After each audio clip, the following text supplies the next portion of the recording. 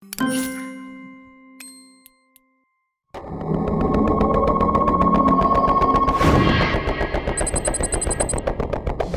우한 지역에서 유행하고 있는 신종 코로나 바이러스 확진자가 국내에서 처음으로 발생했습니다. 지역을 중심으로 지역사회 전파가 확인된 상황이라고. 확진 환자는 하루 만에 229명이 오늘 하루에만 모두 433명으로 늘었습니다. 확진 환자는 600명을 넘어섰습니다. 국내 세 번째 사망자가 7번째 사망자가 나왔습니다.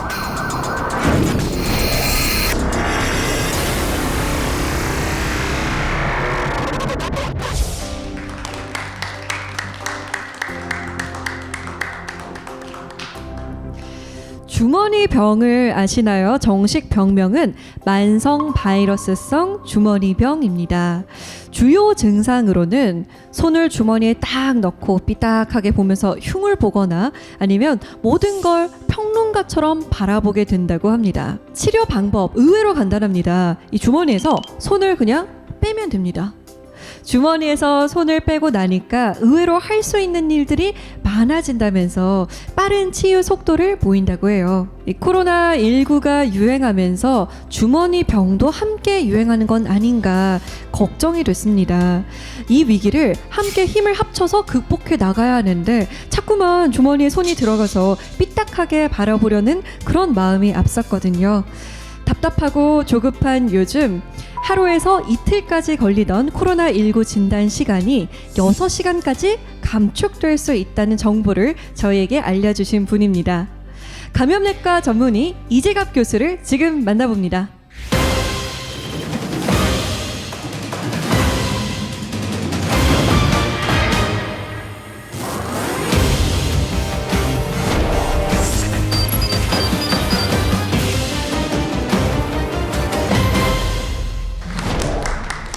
네, 반갑습니다. 네, 안녕하세요. 안녕하세요. 네, 엄청 바쁘실 텐데 요즘 이렇게 귀한 시간 내주셔서 감사합니다. 불러주셔서 감사합니다.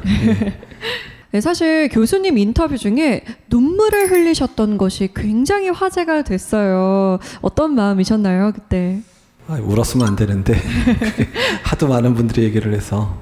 근데 그때가 이제 코로나19가 시작되고 나서 한 달 좀 안 됐을 때였고요. 근데 그 당시에 이제 이미 질병관리본부 분들 엄청 고생하고 있었던 분들이었고, 뭐 병원에 있는 분들도 많이 긴장하던 시절이었는데, 그 당시에 이제 언론에서 조금 질병관리본부를 폄하하거나 의료인들 폄하하는 기사들이 좀 많이 나왔었습니다. 근데 그게 이제 감정이 오버랩되다 보니까 조금 울컥했었습니다. 예. 아무래도 많은 분들이 지금 정말 고생을 많이 하고 계신데 사실 시민 입장에서는 좀 많이 무서웠던 건 사실이에요. 좀 공포감도 있었고 불안함도 있었고 근데 그 이유가 몰라서 더 그렇단 말이죠. 이게 새로운 감염병이잖아요. 그런데 교수님께서 이제 방송에 나와서 여러 가지로 조근조근 설명해 주시다 보니까 아 그렇구나 하고 이해가 돼서 좀 더 마음이 조금은 더 편안해졌던 것 같아요. 일단은 이제 그 감염병 유행이 계속 있었죠. 우리나라에 신종플루도 있었고 메르스도 있었고 이랬는데 그때마다 이제 스승님 모시고 이런 이제 정부를 돕는 여러 자문 역할을 같이 했었는데 그 스승님들이 주로 얘기하셨던 게 일단은 중요한 정보들, 정보 이제 국민들한테 잘 알려주고 또 국민들 스스로가 준비할 수 있게끔 해주는 게 중요하다는 가르침을 받고 살았거든요. 그런 부분들을 생각하면서 이제 여러 번 언론에도 나가고 뭐 신문 기자들 답에도 답해주고 이제 그러고 있습니다. 앞으로도 감염병은 계속해서 우리를 찾아올 텐데요. 이번 코로나19 외에도 앞으로의 감염병 예방 혹은 대처 방안에 대해서 오늘 알려주신다고요? 예, 오늘 그런 부분 알려드리려고 왔고요. 어떻게 준비해야 되는지를 주로 말씀드리려고 합니다. 네, 오늘 귀 쫑긋 세우고 잘 들어보겠습니다. 고맙습니다. 네, 감사합니다.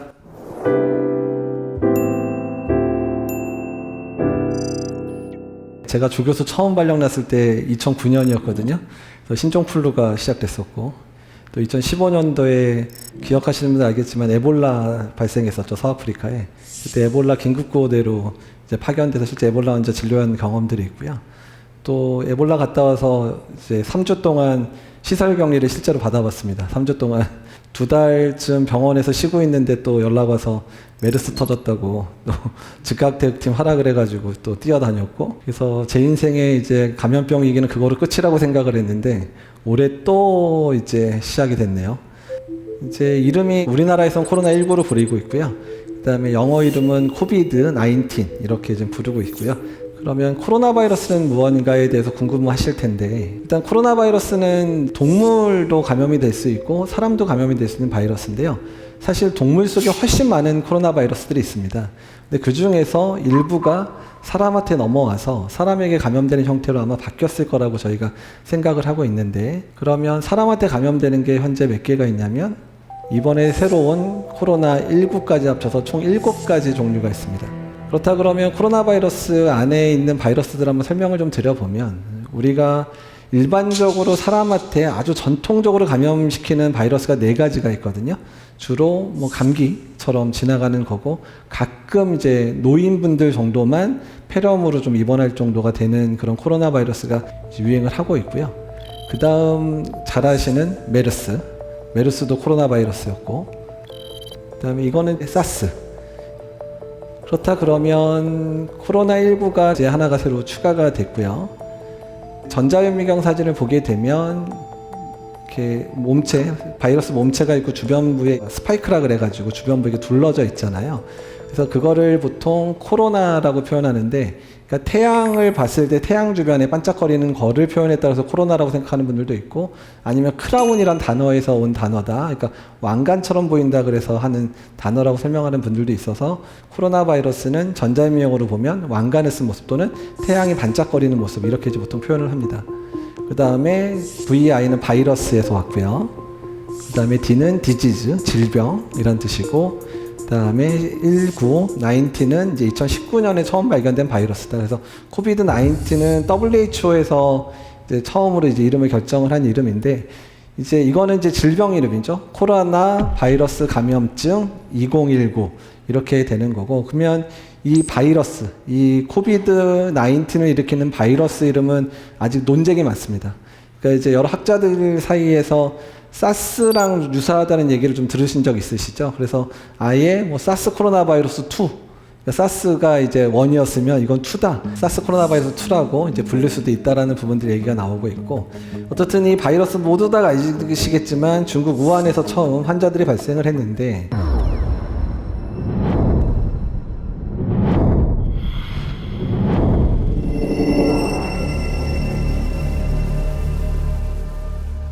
전 세계에 알려진 거는 2019년 12월 31일이었습니다.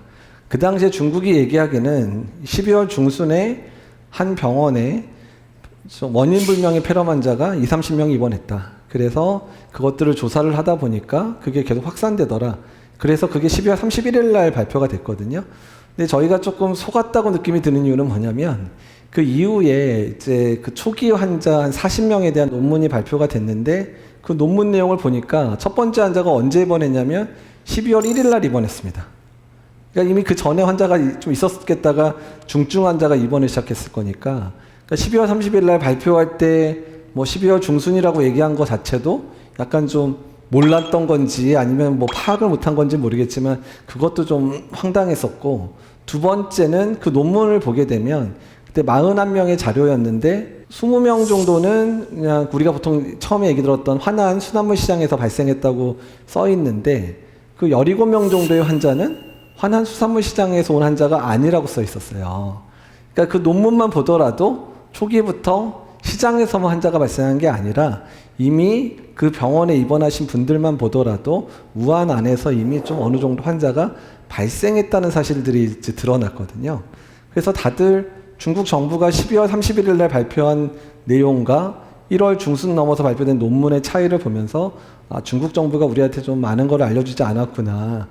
그래서 다들 두 가지를 생각합니다. 그러니까 중국 정부가 그 당시에 정치적으로 되게 중요한 사건들이 있었대요. 그러니까 그 사건이 있어서 신경을 못 썼던지, 아니면 중국 같은 경우에 큰 축제 같은 게 있으면 나쁜 소식을 안 전한다 그러더라고요. 그래서 아마 이 소식이 묻힌 게 아닌가라는 얘기들이 있고, 두 번째는 폐렴 환자가 막 발생을 하는데, 그러니까 너무 새로운 바이러스고 뭔지도 모르겠고 이러다 보니까 처음에 엄청나게 우왕좌왕한 게 아닌가. 아마 두 가지가 섞여 있었겠죠. 그러니까 우왕좌왕도 했고 또 막 발표를 하려고 했더니 뭔지도 모르겠고, 그리고 12월 31일 날 이제 이런 게 있다고 발표가 됐는데 당시에 어떤 바이러스인지에 대한 정보가 없다가 일주일 정도 지나니까 코로나 바이러스가 맞다. 이런 정보가 있어서 이제 코로나 바이러스에 의한 새로운 감염이 시작됐구나라는 것들을 알게 됐었고요. 감염병이 어느 한 지역에서 시작됐다고 하더라도 그 감염병이 거기서 머무르는 게 아니라 이미 전 세계로 금방금방 이제 확산되더라. 이런 양상을 볼 것 같습니다. 그렇다 그러면 이제 제일 질문이 많은 것 중에 하나가 2003년에 사스는 그렇게 중국도 난리 났고 싱가포르, 홍콩, 뭐 캐나다까지 난리가 났는데 그때 우리나라는 전혀 모르고 계신 분들도 많아요. 젊은 분들은 기억도 안 나실 거예요. 사스에 대해서는. 근데 그 당시에 우리나라에서 진단된 분 딱 4명이었거든요. 그래서 그 중에 2명이 내국인이고 2명은 외국분으로 알려져 있는데 사실 4명이 진단된 지도 제가 그 당시에 스승님이 있었음에도 불구하고 당시에 진단된지 몰랐어요. 사후에 확인하니까 진단된 환자가 확인이 돼서 4명 정도 진단됐다라고 정보를 저도 몇 년 있다가 들었거든요. 근데 어떻든 간에 그 당시에는 2003년이었는데 4명밖에 우리나라가 없이 끝났으니까 그래서 다들 그 당시 우리나라의 방역 체계가 훌륭하다느니 이런 얘기를 많이 했는데 근데 그때 박수정 교수님한테 몇 년 지나서 사스 우리나라 정말 잘해서 막은 거예요 이렇게 물어봤거든요. 그랬더니 박수정 교수님이 딱 한마디 했어요. 운이 좋았던 거지. 예. 근데 다만 어떻든 그 당시에 사스가 유행하고 나서 우리나라도 이런 방역이나 이런 것들을 제대로 해야 된다는 그런 부분이 있어서 당시 노무현 정권 때였는데 그 당시에 질병관리본부가 처음으로 생긴 이유가 사스 때문이었습니다. 그러니까 지금 우리가 그렇게 귀가 뚫리도록 듣고 있는 질병관리본부는 2003년도 이후에 사스 유행 이후에 지금의 이런 상황들을 막으려고 이제 만들어진 거였고요. 그게 지금까지 한 17년 정도 지난 상황입니다. 어쨌든 사스 상황은 어쩌면 운 좋게 지나갔을지 모르겠지만 17년 전에 중국과 우리나라의 교류 상황하고 지금의 중국과 우리나라의 교류 상황은 완전히 다르죠. 그 당시에 많이 왔다 갔다 해봐야 주로 사업하시는 분들 정도 왔다 갔다 하고 교회에서 선교 가시는 분들 왔다 갔다 하는 수준이었겠지만 지금은 1년에 중국하고 우리나라에 교류하는 분들이 거의 1000만 명이라 그러거든요. 그러니까 그러기 때문에 사스 때처럼 우리나라가 운 좋게 넘어가기는 이미 글렀던 거고 어떻든 우리나라 내에서 당연히 유입 환자들이 올 거라고 예상도 했고 또한 이 바이러스의 특징과 관련된 부분들 때문에 우리나라 내에서도 분명히 확산될 가능성이 높다라는 생각들을 하고 있었습니다. 예, 이게 이제 중국 화난 시장이죠. 근데 그러면 왜 코로나 바이러스는 하필이면 저 수산시장에서 시작된 걸로 생각이 될까가 많이 궁금해 하실 텐데 그 중국에 한번 여행을 가신 분들 중에서 조금 시장들을 가다 보면 조금 호기심 많으신 분들은 이제 그런 이제 조류들 파는 데라든지 야생동물 파는 시장을 가끔 가보시는 분들이 있을 겁니다.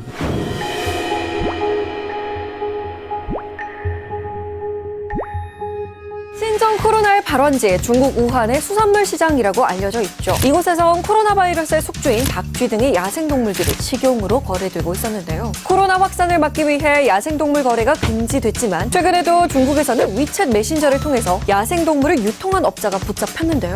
이 사람의 냉동 창고를 열어보니까 무려 300마리가 넘는 야생동물 사체가 있었다고 해요. 사람에게 발생하는 감염증의 약 70%가 야생동물에게서 온다고 하는데요. 중국에서는 사스가 유행하던 2002년에도 야생동물 불법 유통이 문제가 된 적이 있었습니다. 사스에 이어 신종 코로나까지 겪게 됐는데 이거 느끼는 바가 없는 걸까요? 우리나라는 이제 생닭이라든지 아니면 개나 아니면 그런 동물들 팔 때 시장에서 살아있는 상태로 파는 게 예전에 몇 년 전만 해도 또 일부 시장에 팔았지만 여러 가지 조류 인플루엔자라든지 이런 문제 때문에 아예 살아있는 동물 파는 것들을 아예 막아버렸습니다. 그러니까 오히려 반려동물들은 이제 반려동물 파는 다른 데서 이제 살 수 있게 돼 있고 식용으로 사용하는 동물이라든지 이런 동물들은 반드시 도축이 되지 않은 상태로는 팔지 못하게 몇 년 전부터 막아버렸거든요. 근데 중국도 조류 인플루엔자가 여러 번 있었기 때문에 그런 시장을 많이 막기는 막았지만 다 없애지는 못했기 때문에 이런 살아있는 동물, 특히 야생동물까지 같이 파는, 그러니까 야생동물을 이제 식용으로도 쓸 수도 있고, 약재, 한약재 같은 걸 쓸 수 있으니까, 이제 그렇게 하는 경우들이 많았던 것 같습니다. 근데 화난 수산물 시장 안에도 수산물 시장만 있었던 게 아니라, 이런 야생동물, 그 다음에 살아있는 동물을 파는 시장이 옆에 같이 붙어 있었다고 하거든요. 이제 동물 사이에 유행하고 있는 코로나 바이러스가 사람한테 넘어오려면 딱 조건이 있는데, 일단 지금 상황에서 이 첫 코로나 바이러스의 조상쯤 되는 바이러스는 아마도 박쥐에서 왔을 거라 생각을 하거든요. 박쥐.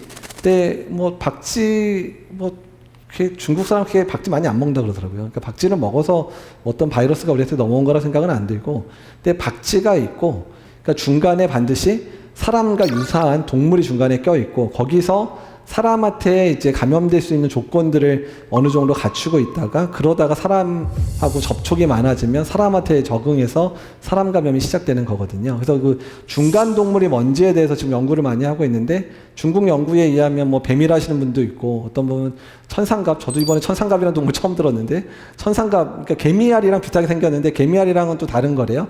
생긴 거는 꼭 갑옷 같은 게 있어서 파충류 같지만 얘도 포유류라고 하더라고요. 어떻든 간에 중간에 사람과 유사한 동물들에서 바이러스가 한번 유전적 변이를 거쳐서 사람한테 감염되기 쉬운 형태로 있다가 동물과 사람하고 계속 접촉을 하다 보면 그 바이러스가 사람한테 넘어오는 거거든요. 메르스도 박쥐, 낙타, 사람 이렇게 얘기가 되고, 또 아시는 바이러스 중에 에볼라. 에볼라는 박쥐, 침팬치, 사람 이런 식으로. 이상하게 다 박쥐가 연관이 돼 있는데, 어떻든 간에 그런 사람, 동물의 어떻든 그 밀접 접촉들이 늘어나면서 생기는 부분이라는 부분들이 있어서, 아마도 화난 수산시장 안에서 벌어졌던 사건들도 아마도 사람들하고 접촉이 별로 없었던 야생동물들이 그 안에 있다가 야생동물 사이에서 아마 광범위하게 확산이 됐을 거고, 그 바이러스가 사람한테 넘어왔을 거다, 이렇게 생각이 드는 겁니다. 근데 말씀드린 대로 거기서 발생한 게 아니니까 아마도 그런 상황들이 이전부터 계속해서 중국에서 아마도 조짐은 10월, 11월부터 조짐이 있었다는 얘기들이 계속 나오고는 있거든요. 근데 그 부분에 대해서 좀 초기에 조금 확인이 됐었으면 지금까지 상황이 안 됐을 텐데, 그 부분이 확인 안 된 게 좀 안타깝습니다. 그러면 주요 증상을 말씀을 드리면, 열이 나고 기침하고, 그다음에 흉부 X선, 우리가 보통 얘기하는 이제 흉부 사진에서 폐렴 소견이 보일 수 있고, 그다음에 숨가쁜 증상들이 나타날 수 있는데, 그러니까 중국이 이제 최근에 이제 한 4만 명에 대한 데이터를 최근에 공개를 했어요. 근데 그 내용을 보게 되면, 그러니까 초기에 증상이 시작할 때 증상이 상당히 가볍더라. 그러니까 열이 나는 사람이 30-40%밖에 안 되고, 기침 나는 사람도 30-40%밖에 안 되고, 그냥 초기에는 아주 불특정한 증상들, 그냥 온몸이 쑤시고 아픈 근육통만 있다든지, 그냥 목만 살짝 칼칼하다든지, 그러니까 이런 증상으로 나타나는 분들이 상당히 많더라. 그러니까 초기에 진단된 분들은 이제 그런 감기 증상일 때는 뭐 병원에서 좀 안 가니까 모르다가 한참 진행돼서 폐렴이 생겨서 오다 보니까 다 상태도 안 좋은 것 같고 막 이렇게 나타난 거지, 실제로 중국에서 발생하는 많은 수의 환자들은 아주 가벼운 증상으로 나타나고, 그 중에서 일부는 중증으로 가서 폐렴도 발생하고 또 뭐 여러 가지 상황으로 뭐 사망도 하고 이런 상황으로 좀 생각이 듭니다. 그리고 잠복기는 이제 짧게는 한 이틀, 길게는 한 14일 정도로 얘기하는데, 그러니까 바이러스 자체를 아주 친밀하게 아주 많은 바이러스를 전파할 수 있는 상황들, 그러니까 가족 간의 전파는 뭐 그런 경우는 이제 한 1이틀, 뭐 2-3일만 해도 나타나고, 면역적으로 조금 약한 분들 같은 경우는 바이러스랑 싸우는데도 시간이 오래 걸리니까 거의 2주를 채우고 진단되는 분들도 있긴 있어서, 현재까지 잠복기는 한 2일에서 14일이다. 근데 대개의 환자들은 거의 일주일 이내 대부분 발생하더라. 특히 이제 중간값은 4일 정도밖에 안 된다 그래요. 한 4일 이내에 절반 이상의 환자들이 다 발생하더라, 이런 얘기들이 나오고 있습니다. 그리고 영상 소견은, 이거는 이제 우리나라에서 첫 번째 환자의 영상이고요. 이제 이미 논문으로 발표가 돼서 제가 영상 사진을 가지고 왔는데, 이제 보시면 폐렴 사진 자체가 이렇게 심하게 나타나지는 않아요. 그러니까 폐렴이 살짝 보이는데, 그러니까 사실 요 사진, 폐 사진만 봐서는 모든 의사들이 이걸 가지고 폐렴이라고 할 수 있어? 할 정도의 사진인데, 그 당일날 환자가 조금 많이 숨이 차 있대요. 그래서 좀 숨찬 게 이상하니까 CT를 찍어봤더니, CT에서는 이렇게 병변이, 여기 보시면 하얗게 되는 병변들이 보이죠? 이렇게 이런 병변들이 보여서 이게 지금 폐렴 소견이거든요. 그래서 지금 이 환자 같은 경우는 이제 그 폐 사진은 별로 일찍 안 변했지만 CT 사진에서는 이미 폐렴이 와 있구나. 그래서 최근에 중국에서 갑자기 한번 확 늘어난 적 있죠. 근데 그때 왜 늘어났냐면, 중국이 이제 진단 시약 자체의 정확도가 좀 떨어지는 데다가, 진단 시약도 시약이 있더라도 그 검사를 돌리려면 기계로 돌리다 보니까 하루에 진단할 수 있는 숫자가 2-3천 명밖에 안 돼요. 그러니까 그러다 보니까 진단 순위 너무 늦어져서 확진이 안 됐는데, 뭐 증상만으로 거의 코로나 바이러스 감염이 의심되는데 치료를 안 할 수가 없으니까 진단 툴을 바꿨는데, 진단 확진 검사에서 음성일지라도 CT를 찍어서 이런 식으로 폐렴이 보이면 이제 확진 환자로 보겠다. 그러니까 의사의 판단을 더 중요시 여기겠다라고 했거든요. 그러니까 그러면서 갑자기 환자가 15,000명이 확 늘어난 거예요. 그러면 전파와 관련돼 있는 부분에 있어서 사실 질문이 많았고 공기 전파가 뭐고 뭐 비말이 어떻고 뭐 이런 얘기를 상당히 많이 들으셨을 텐데, 그러니까 비말은 뭐냐면 침방울, 사람이 얘기를 하다 보면 침방울이 눈에 안 보이게 막 날라옵니다. 침방울도 사실은 크기가 있고 그 다음에 무게가 있으니까 이 침방울이 아무리 날아가더라도 한 1m 정도 날아가면 떨어지거든요. 그러니까 떨어져서 바닥에 딱 떨어져가지고 이제 바닥을 오염시키는 정도로 끝납니다. 근데 이제 공기전파라고 하는 얘기 많이 들으셨을 텐데, 공기전파는 어떤 거냐면 이 바이러스의 파티클이 상당히 적어서 제가 이렇게 얘기하는 상황에서 바이러스가 그냥 바이러스 자체의 파티클이 이제 날라오게 되니까, 바이러스는 눈에 안 보이는 수준의 작은 파티클이잖아요. 그러니까 그런 경우는 이런 공기의 흐름을 따라서 그냥 이렇게 흘러다닐 수가 있습니다. 그래서 심지어는 제가 이렇게 강의하고 나서 집에 가도 한두 시간은 그 바이러스가 떠다닌다고 보통 얘기를 하는데, 그렇게 공기 전파가 가능한 그런 감염병은 많지 않습니다. 그러니까 이제 알려진 게 홍역, 수두, 그 다음에 결핵. 이 세 가지 말고는 호흡기 바이러스 중에 이런 공기 전파를 하는 바이러스는 아직까지 없다라고 알려져 있고, 이 코로나 바이러스도 같은 코로나 바이러스니까 당연히 공기 전파는 할 수 없을 거고, 당연히 비말로만 전파될 거다, 이렇게 이제 표현을 하는 거고, 그러니까 말씀드린 대로 비말로 전파되면 특징이 1m나 2m 정도, 아무리 멀리 가도 2m밖에 안 날아가다 보니까 이 정도 거리가 떨어지면 크게 걱정할 거 없는 거죠. 사실 뭐 제가 코로나 감염이 된 건 아니긴 하지만 그래도 2m 떨어졌으니까 안심하셔도 된다는 얘기입니다. 근데 제가 만약에 결핵이라든지 홍역이 걸려 있다면 이 2m 떨어진 거리는 아무 의미가 없게 된다는 거죠. 그러니까 어떤 관계인지 이해되시죠? 그래서 너무 공기 전파에 대한 부분 때문에 너무 그렇게 걱정은 안 하셔도 되는데, 근데 자꾸 비말 감염이라 그러는데 마스크 쓰는 것만 얘기하는 게 아니라 자꾸 손 씻으라 그러잖아요. 근데 왜 그러냐면, 제가 만약에 코로나 감염이 됐다고 해서 막 이렇게 떠듭니다. 근데 제가 중간에 이제 코가 간져서 코도 만지고 입도 만지고 이런 다음에 이거를 이제 막 이거 막 눌렀잖아요. 그럼 어떻게 되죠? 제 입과 코에 있었던 바이러스를 제가 여기다 묻혀놓을 수가 있죠. 그러니까 다음 강의하시는 분이 와서 이거를 안 닦은 상태에서 이걸 만지게 되면 어떻게 되죠? 여기 묻어있는 바이러스들을 이렇게 묻히게 되는 상황이 발생을 하게 되니까 그분이 감염될 수 있어서, 그러니까 이런 환경에서 바이러스가 사는 시간이 길지는 않습니다. 뭐 짧으면 3-4시간, 길어도 하루 이상은 못 살기는 하지만, 근데 3-4시간하고 1시간, 뭐 하루여도 만약에 여기를 잘 안 닦거나 내가 손을 잘 안 닦은 상황에서 만지고 나서 코 간지럽다고 이렇게 해버리면 내가 감염될 수도 있죠. 그래서 사람들이 이 간접 전파, 그러니까 손을 통해서 전파되는 거를 오해를 해서 그게 공기 전파가 아니냐고 자꾸 착각하는 일들이 벌어지는데, 최근에 홍콩에서 그런 일이 있었죠. 홍콩에서 어떤 아파트 2층에 사는 사람이 코로나 바이러스 감염, 코로나19에 감염이 됐었어요. 근데 그 아파트에 13층에 있는 분이 또 감염이 됐거든요. 그러면 2층에서 13층까지 바이러스가 이렇게 날아가가지고 감염시킨 게 아닌가. 그래서 공기 매개된 거 아니야? 아니면 그 가짜뉴스처럼 나온 것 중에 하나가, 코로나 바이러스는 대변으로 나온대. 대변으로 나오긴 나오거든요.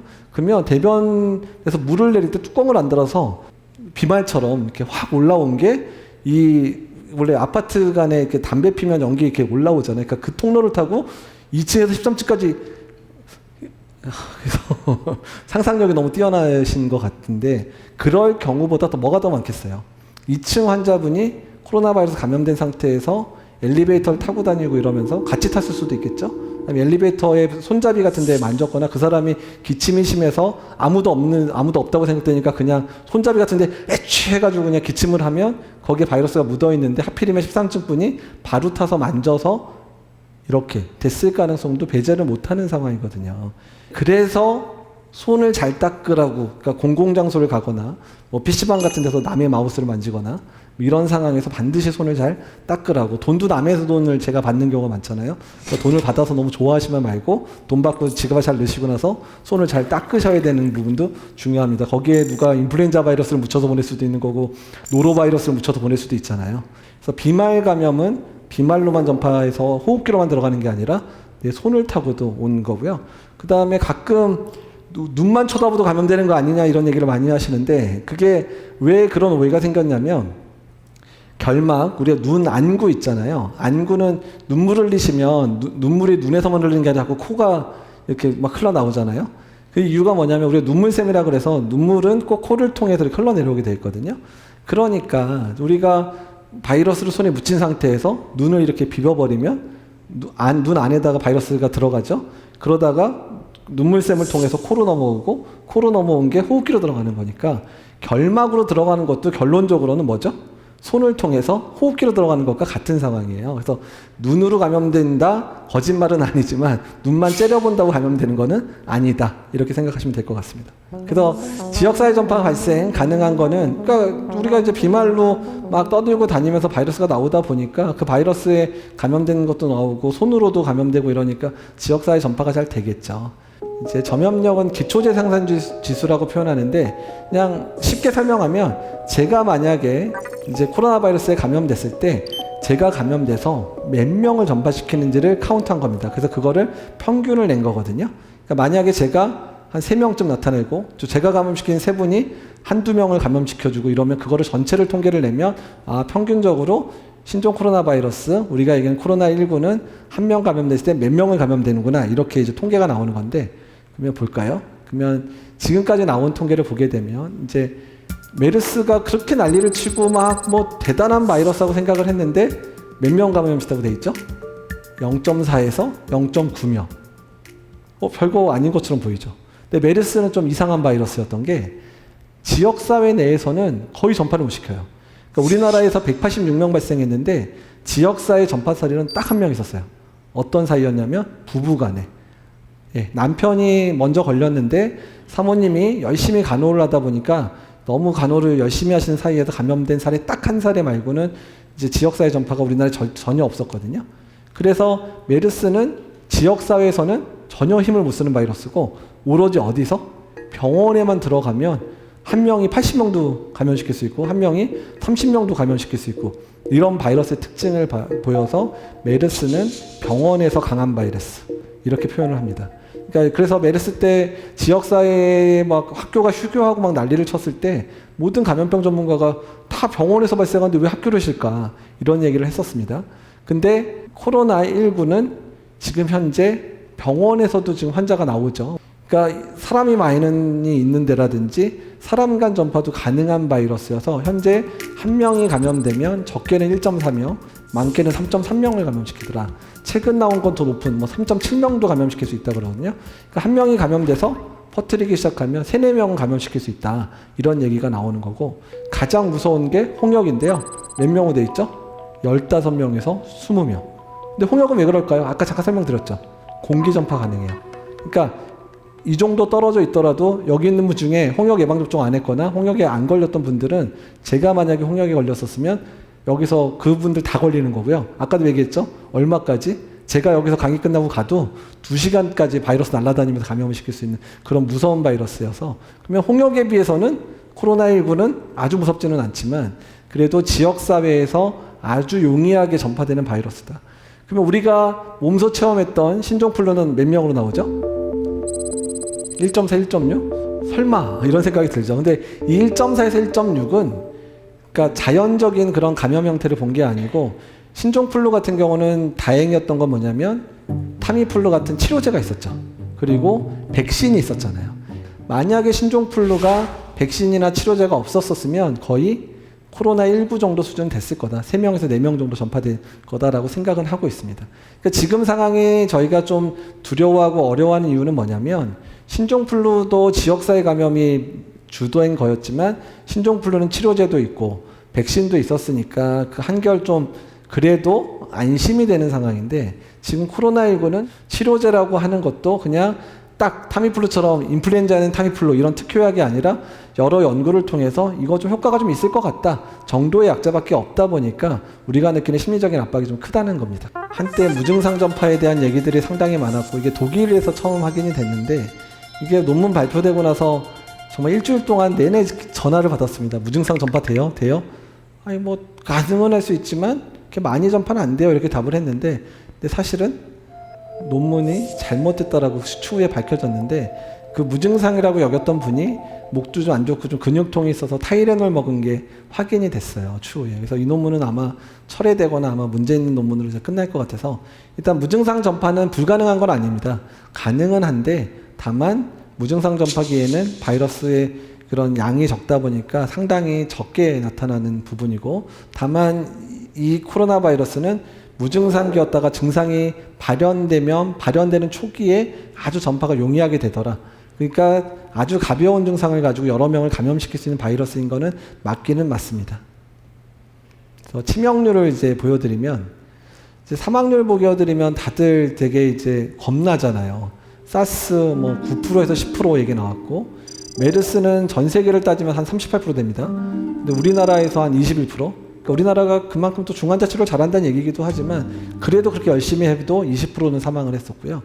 코로나19는 보여드리면 중국에서의 사망률은 한 3% 정도 되고요. 그러니까 여기서 중요한 거는 근데 우한에서의 사망률은 한 3.2% 정도 돼요. 근데 우한 외에 중국의 다른 도시들에서의 사망률은 0.3%밖에 안 되고요. 우한 그다음에 중국 외의 국가들의 사망률도 아무리 높아봐 0.5%밖에 안 되거든요. 그러면은 왜 우한하고 다른 중국 내 지역 외국은 차이가 날까요? 우한이 뭐 의료시설이 안 좋아서? 그러진 않습니다. 우한이 1000만 도시예요. 1000만 도시고 거기에 뭐 2000병상짜리 큰 병원도 있고 이런 상황인데 왜 그러냐면 환자 수가 너무 많아서입니다. 너무 많아서. 그러니까 우리가 그냥 상상력을 발휘해서 우리 서울시에서 만약에 우한 같은 상황이 발생해서 6만 명의 환자가 한 달 사이에 발생을 했고 그중에 10,000명이 중환자실을 가야 돼요. 그리고 그중에 3,4천 명이 인공호흡기를 달아야 되는 상황이 발생을 한다고 가정을 하면 서울도 감당할 수 있는 수준이 아닙니다. 제가 사실 이런 이제 응급 상황을 대비하는 연구를 한번 한 적이 있었는데 우리나라 전국의 중환자실 침대 수가 11,000개예요. 그리고 인공호흡기가 10,000대 있어요. 근데 이미 중환자실 11,000개와 인공호흡기 10,000대는 이미 다른 병 때문에 환자들이 쓰고 있죠. 아마 80, 90% 쓰고 있을 거고 20%만 남아있을 거거든요. 근데 만약에 서울에 환자가 10,000명 발생하고 중환자가 1,000명 발생을 해버리면 이미 서울만 해도 인공호흡기 부족하고 중환자실 부족한 상황이 발생할 수밖에 없어요.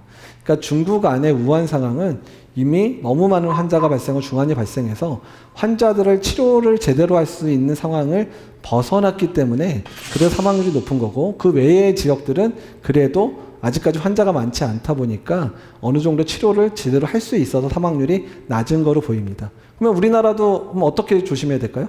일단은 환자 수가 많아지면 안 되죠. 그러니까 환자 수 최소화 전략. 그 다음에 중환자 생겼을 때 정말 치료를 적절히 하는 이런 게 필요하고요. 또 다른 측면에서는 우한 같은 경우는 지역사회 전체가 만연하잖아요. 만연하니까 어떤 문제가 생기냐면 80, 90대 할머니, 할아버지들도 걸릴 수 있고 뭐 심장병 안 좋은 분, 간 안 좋은 분 이런 분도 걸릴 수 있죠. 모두가 걸릴 수 있으니까. 그러니까 상태가 안 좋은 분이 걸리니까 사망률이 높아요.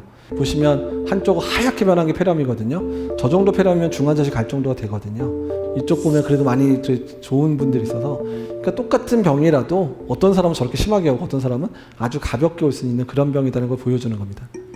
치료는 어떻게 할 거냐? 그러니까 백신은 말씀드린 대로 개발 중이지만 아마 지금의 중국 상황을 막을 정도로 빨리 나오지는 않을 것 같고 아마도 이 바이러스가 사람 사이에 토착화될 정도쯤 되면 이제 나올 것 같아서 한 백신을 좀 기다려야 될 것 같고 치료는 대증적 치료는 뭐냐면 숨차면 산소 주고 열나면 해열제 주고 뭐 이런 증상에 맞는 치료하는 게 대증적 치료여서 기본적으로 그렇고 그다음에 국내 치료 권고안을 보시게 되면 우리가 보통 얘기하고 있는 이제 항바이러스제 치료를 할 수 있다. 그 중에 약제들, 그러니까 특히 폐렴 소견이 있는 사람은 적극적으로 치료를 하자. 그래서 권장되는 약들은 일단은 이제 보통 항바이러스 치료 중단은 이제 치료 어느 정도 증상이 좋아지면 끊는다는 얘기가 나와 있고 약제는 주로 칼레트라라 그래서 항바이러스입니다. 우리가 보통 얘기하고는 HIV 감염 환자들한테 쓰는 약인데 그 약제가 코로나 바이러스도 효과가 있다 그래서 우리가 메르스 때도 이 약을 좀 썼었거든요. 어쨌든 뭐 칼레트라가 중요하다기보다는 쓸 약이 없다 보니까 조금이라도 효과 있는 약을 갖다 쓰자 이런 거로 쓰는 거고 일부 효과가 있다 얘기가 나오곤 있습니다. 그리고 이제 다른 치료, 인터페론 같은 경우는 중국에서 좀 많이 쓰고 있거든요. 인터페론, 칼레트라를 같이 쓰는 거는 중국에서 병합요법을 하고 있고 이런 약들은 보통 일주일에서 길게는 14일까지 투여할 수 있겠다 얘기를 하고 있습니다. 이게 지역사회에서 전파가 가능하고 가벼운 증상에서 전파가 가능한 거기 때문에 이미 이 바이러스의 특성이 알려지고 나서는 모든 전문가들은 지역사회 감염이 이미 시작될 거라고 예상을 하고 있었고 지금 그 단계가 된 겁니다. 그래서 지역사회 내 감염을 저지하고 발생하더라도 최소화하는 전략을 해서 많은 환자가 감염되지 않게 하는 노력들을 지금 열심히 해야 되는 단계고, 우리나라 내에서 감염병 확산이 본격적으로 되려고 하는 상황에서는 정부에서 발표하는 정보를 반드시 숙지하셔야 됩니다. 그래서 심각 단계로 간다 정도 되면 이제는 내 스스로 준비, 반드시 이제 정부만의 노력으로 이제 이룰 수 없는 상황이 된 거구나. 내 스스로 나를 준비하자. 손위생 한 번 씻었으면 두 번 씻고, 마스크도 이제 사람 많은 데 갈 때는 마스크 반드시 착용을 하고, 이제 특히 고위험군들, 연세가 많으시거나 만성질환 앓으신 분들은 되도록이면 외출 삼가고, 외출을 하셔야 되면 반드시 마스크를 착용하게 하는 그런 정책이 이제부터는 본격적으로, 사실은 마스크 많이 소진시켰는데 지금까지는 그렇게까지 할 필요 없으셨는데 이제는 마스크 정말 잘 착용하고 다녀야 되는 시기가 이제 된 겁니다. 국내 댕게에서 선별진료 설치했었으니까 내가 혹시나 이제 코로나19 감염 의심되는 경우는 1339 연락해서 선별진료소, 가까운 선별진료소 안내받고 진료를 받으러 가시면 될 것 같고요. 지역사회 전파가 되기 시작하면 선별진료소 숫자가 확 늘어날 겁니다. 확 늘어날 거고, 일부 의원이라든지 작은 병원들도 환자를 볼 수 있게끔 정부가 지정을 시작할 거여서 그런 정보들 다 이제 질병관리본부 홈페이지에 다 어느 병원이 진료하는지 다 써 있거든요. 그래서 그런 부분 확인해서 움직이셔야지, 그냥 아무 병원이나 가서 진료해줘 그러면 진료를 못 받는 수도 생기니까 꼭 1339 전화해서 어느 병원 가야 되는지, 어느 보건소를 가야 되는지를 확인을 받으시면 될 것 같습니다.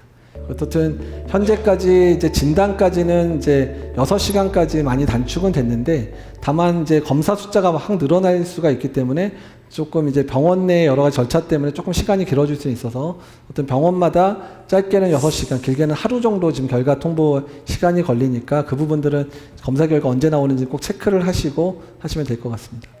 그리고 지역사회 감염 모니터링과 관련해서는 이제 이건 병원들이 고민할 뿐인데, 폐렴 환자들에 대해서 일단은 선제 격리를 해서 폐렴 환자 중에 이제 코로나19 감염이 없는지를 지금 확인하는 작업들을 대개의 병원들이 시작을 했고요. 그 다음에 인플루엔자 걸린 사람들의 이제 가래라든지 검체를 모아서 검사를 하고 있는데, 그 검사 체계에 코로나 바이러스 검사도 추가해서 장기적으로 우리나라 내에 계속 유행이 있을지에 대한 부분들을 이제 조사를 시작을 했습니다. 그래서 유행의 조짐, 일단 전면적 검사 격리 시행, 또 피해 최소화 전략으로 이제 넘어가는 단계이기 때문에 현재로서는 이제 지금 열심히 검사해서 확진자를 빨리 이제 찾아내는 단계가 지금 시작됐다고 보시면 되고, 이제 환자가 좀 더 늘어나면 피해 최소화 전략으로 넘어가겠다, 이렇게 생각을 하시면 될 것 같습니다. WHO는 이미 1월 30일에 비상상태 선포를 했고요. 그러니까 WHO가 비상상태 선포한 거는 우리나라라든지 뭐 일본 이런 국가들을 걱정해서 한 건 아닙니다. 오히려 우리나라나 일본처럼 방역 시스템이라든지 진단 시스템 있는 국가들은 알아서 준비할 수 있거든요. 근데 중국과 국경을 맞대고 있는 국가 중에 상당히 취약한 국가들이 있죠. 뭐 인도 차이나 반도의 뭐 베트남, 뭐 캄보디아, 라오스는 뭐 전혀 지금 보고가 없는데, 이 보고가 없는 게 감염이 안 돼서 보고가 안 되는 건지 아니면 검사를 못 해가지고 보고가 안 되는 건지 알 수가 없습니다. 그래서 WHO가 지금 제일 고민하는 거는 일부 그런 취약한 지역에다가 이런 진단을 해줄 수 있는 이제 실험실을 만들어줘서 그 국가에서도 이런 환자가 있는지를 모니터링하는 데 좀 주안점을 두고 있거든요. 그래서 WHO를 열심히 도와야 되는 이유는, 만약에 중국은 뭐 난리를 쳐가지고 뭐 통제도 되고 우리나라, 일본, 뭐 싱가포르 이런데 뭐 정부가 돈을 엄청 투자해서 잘 막아내면 그냥 유행이 종식되는 단계까지 언젠가는 오겠죠. 근데 뭐 잘 못 사는 국가, 뭐 중앙아시아의 일부 국가나 뭐 이런 이제 인도 차이나 반도에 있는 국가들이나 뭐 이런 국가에서 완전히 토착화돼 버리면 거기가 추후에 또 소스가 될 수 있는 거죠.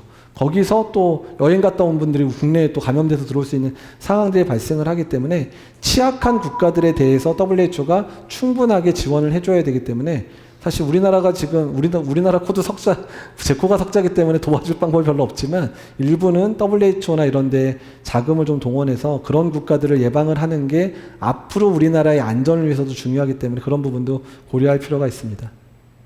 모든 사람 마스크 써라. 근데 오히려 그 정도 되면 어떻게 해야 되죠? 그냥 대부분 외부 활동을 자제하시고 집에 계시는 게 중요하고, 특히 더 중요한 건 뭐냐면 호흡기 증상이 있는 분들이 밖에 다니시면 안 됩니다. 내가 가벼운 기침, 가벼운 콧물, 가벼운 게 열이 나더라도 그런 분들이 집에 계셔서 본인 스스로 이제 열심히 좀 자가 치료하시고 좀 버티셔서 나으면 그분들이 밖에 다니면서 누군가한테 전파시키는 상황들을 만들면 위험하잖아요. 그런 분들이 안 돌아다니면 밖에 돌아다니는 사람이 마스크를 쓰고 다니는 이유가 사실 없죠. 그러니까 그런 면에서 호흡기 증상 있는 분들은 절대로 이제 외출을 삼가시는데 병원 갈 때는 또 가셔야 되잖아요. 그때는 어떻게 하셔야 돼요? 꼭 마스크를 쓰고 가셔야 된다는 거. 그리고 또 한 가지는 의료기관 방문할 때 꼭 마스크 쓰셔야 됩니다. 최근 여러 번 봤지만 환자들이 그냥 병원에 갑자기 그냥 밀고 들어가가지고 그렇게 병원 자체에서 이제 확산되는 일들이 생길 수 있기 때문에 병원에 방문하실 일 있을 때는 반드시 어떻게 마스크를 쓰셔야 되고 진료 목적 외에 병원 가는 거는 최대한 하시면 안 된다. 내가 아파서 갈 때만 가셔야지 병문안도 굳이 가실 필요 없고요. 이럴 때는 안 가주시는 게 병원도 돕는 거고 환자분도 돕는 거다. 이 생각 좀 해주셨으면 좋겠습니다. 신종감염병의 위기가 닥칠 때 가장 힘든 거는 이게 어떻게 될지 모른다는 겁니다.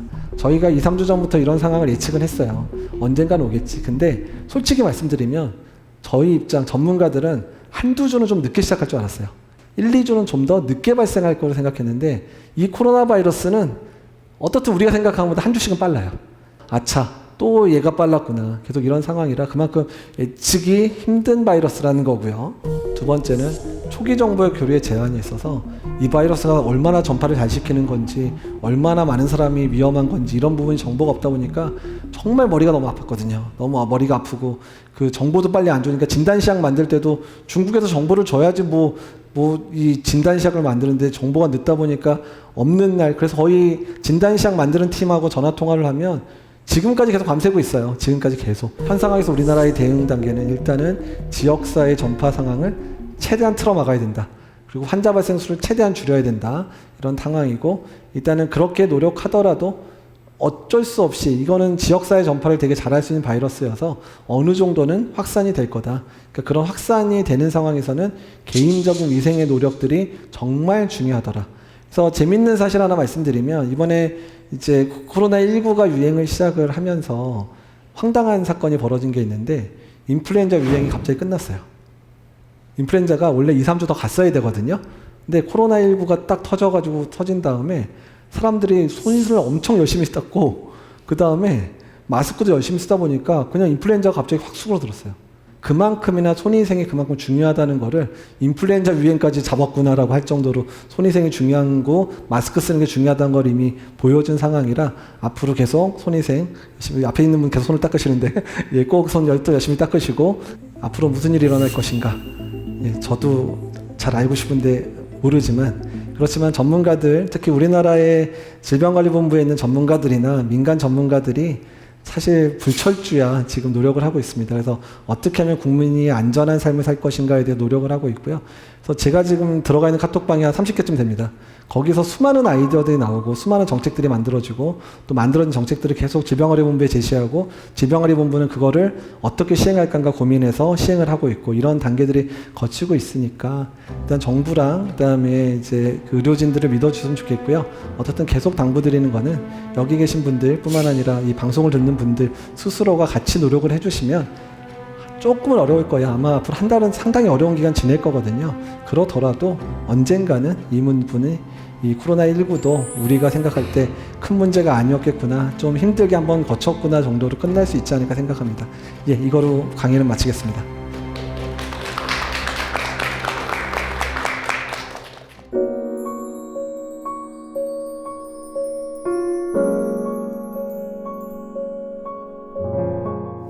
네, 강연 정말 잘 들었습니다. 감사합니다. 이야기를 듣고 보니까 이 코로나19에 대한 정보와 이야기들이 쫙 정리가 되는 것 같습니다. 오늘의 강연을 듣고 나서 궁금한 점들이 정말 많을 것 같습니다. 한번 질문을 받아볼게요. 코로나 바이러스 예방을 위해서 마스크를 쓸 때 KF94나 KF80 이런 제품 말고 일반 면 마스크를 써도 예방에 도움이 되는지 궁금하고요. 그리고 손 세정제를 자주 사용하는 것도 예방에 큰 도움이 되는지 궁금합니다. 손 세정제부터 말씀을 드리면, 그러니까 손 세정제 이제 그 살균 효과랑 물과 비누를 써서 손을 씻을 때 살균 효과는 거의 동등합니다. 근데 다만 이제 손에 이물질 같은 게 묻어 있을 경우는 물로 씻지 않으면 씻겨져 내리지 않으니까 뭐 손에 이물질이 묻은 경우는 반드시 물과 비누로 씻게 돼 있고, 그 다음에 일반적으로 손에 이물질이 없는 경우는 손위생제 또는 물과 비누 다 효과가 같으니까 둘 다 가능을 하고요. 그 다음에 마스크와 관련돼 있어서는 일반적으로 쓰는 마스크가 KF80 정도면 일반인들은 가능하고, KF94 이상은 주로 의료진들이 쓰는 마스크고요. 면 마스크에 관련돼서는 면 마스크는 초기의 마스크 필터 형태는 KF80 정도의 효과를 가지고 있기는 하지만, 이게 오염이 돼 버리면 그 오염된 것 자체가 또 문제가 될 수 있으니까 자주 빨아야 될 수밖에 없거든요. 근데 빨면 빨수록 필터 기능이 떨어질 수 있기 때문에, 그래서 그런 부분들 고려해서 너무 오래 쓰거나 또는 세탁을 안 하거나 세탁을 너무 자주 하거나 이런 부분들 조절해서 쓰셔야 됩니다. 자, 질문 더 받겠습니다. 질문하실 분 있으실까요? 네. 일본의 방역 사례는 참사라고까지 하는 건지 궁금합니다. 그러니까 일본 같은 경우는, 일본을 우리가 얘기할 때 매뉴얼의 국가라고 얘기를 합니다. 그러니까 매뉴얼이 얼마나 잘 있기 때문에 예상되는 일들에 대한 발생에 대한 부분들을 철저하게 막을 수 있는 능력이 있는데, 지금 상황은 어느 국가나 다 처음 당하는 일이 많은데, 일본이 2015년에 메르스 같은 상황들을 최근에 못 겪었었거든요. 그러니까 그러기 때문에 그런 부분에 있어서, 그러니까 예상 밖의 상황에 대한 대처 능력이 상당히 떨어지는 것 같은 게, 특히 이제 프린세스 호 같은 경우에 뭐 3,700명의 사람들이 그냥 가둬놓은 상태로 있었는데, 이거는 사실 60년대, 70년대 콜레라가 유행하던 시절에 사용하던 방법입니다. 콜레라 설사 증상 다 이제 좋아지면 이제 다 빼내가지고 하는 방법인데, 이런 신종호흡기 바이러스에서 60년대, 80년대 사용했던 콜레라 막는 방법 쓰면 당연히 안 되는 거였거든요. 그러니까 매뉴얼의 국가 자체가 오히려 매뉴얼의 사람들을 가둬놓기 때문에 창의성을 좀 떨어뜨리는 게 아닌가. 우리나라는 2015년에 메르스 겪으면서 다 처음 보는 겪기 때문에 정말 별의별 아이디어 동원해가지고 끝내 막아냈잖아요. 제가 지금 TV에서 그 코로나19 캠페인도 진행을 하고 있거든요. 계속 말씀드리는 게, 손을 깨끗하게 씻고 또 기침을 할 때는 이렇게 예절을 지켜서 이렇게 팔 쪽으로 하고, 그리고 또 마스크를 꼭 써라, 이런 얘기밖에 못하게 되더라고요. 또 다른 예방 팁 같은 건 혹시 없을까요? 손위생이 별거 아닌 것 같지만 정말 중요합니다. 그리고 또 되게 뭐 다 잘할 것 같지만 그게 잘하는 분 많지 않거든요. 그러니까 잘 하셔야 되고, 효과적으로 해야 되고, 자주 하셔야 되고, 이런 게 중요하고, 마스크는 아까 말씀드린 대로 일단은 증상 있는 분은 100% 쓰셔야 되고요. 그리고 거꾸로 말하면 마스크 쓰고 바깥에 나갈 만한 분은 밖에 다 안 나가셔야 됩니다. 그러니까 미국이 이제 마스크 밖에 다닐 때 쓰지 말라 그런 이유가 뭐냐면, 미국은 이미 호흡기 증상 있거나 열나거나 이런 사람들은 당연히 병가 쓰고 집에 있는 게 생활화돼 있거든요. 그러니까 마스크 쓰고 밖에 다닌다는 것 자체가 이미 민폐라는 인식이 있는 국가입니다. 그러니까 그런 사람들이 다 집에 있으니까 밖에 다니는 사람 마스크 안 쓰고 다녀도 된다라고 얘기를 할 수 있는 그런 자신감이 있는 거거든요. 그러니까 우리나라도 마찬가지로 호흡기 증상 있는 분들이 되도록 집에서 푹 쉬도록 하는 그런 직장 문화, 그다음에 또 학교 문화, 이런 것들이 갖추어지면 미국처럼 자신감 있는 얘기를 할 수도 있지 않을까 생각이 됩니다. 네, 오늘부터라도 정말 마스크 꼭꼭 쓰고, 그리고 손 씻기도 정말 제대로 자주 해야겠다는 생각이 듭니다. 오늘 강연 정말 감사했습니다. 고맙습니다.